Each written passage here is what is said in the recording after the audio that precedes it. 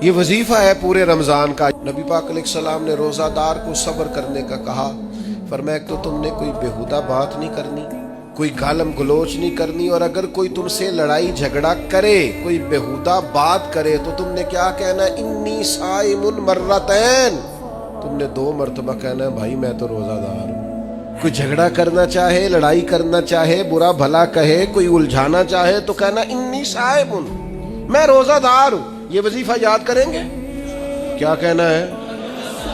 یہ وظیفہ ہے پورے رمضان کا۔ یہ بخاری میں حضور نے بتایا ہے، کوئی جھگڑا کرے گھر کے باہر بھی اور گھر کے اندر بھی، کوئی جھگڑا کرنے لگے، جھگڑا ہونے لگے تو کہنا انی صائم، میں، اور ایک دفعہ نہیں کہنا، مرتین، حضور نے فرمایا 2 دفعہ کہنا، میں روزہ دار ہوں، میں کوئی جھگڑا نہیں کروں گا، کوئی فساد نہیں کروں گا، کسی بیہودہ بات کا جواب نہیں دوں گا۔ کیوں؟ اس لیے کہ میری ایک شان ہے، میں روزہ دار ہوں، میں اس وقت ایک منصب پر فائز ہوں، میں روزہ دار ہوں۔ یہ وظیفہ پکانا ہے ہر بیہودہ بات سے، ہر جگہ۔ اور حضور علیہ السلام نے فرمایا، یہ بھی بخاری میں موجود ہے، فرمایا جس نے جھوٹ بولنا اور اس پر عمل کرنا نہیں چھوڑا، اللہ کو اس کے بھوکا پیاسا رہنے کی کوئی حاجت نہیں ہے۔ جھوٹ ہی نہیں چھوڑا اس نے، ابھی بھی جھوٹ بول رہا ہے روزہ رکھ کے بھی۔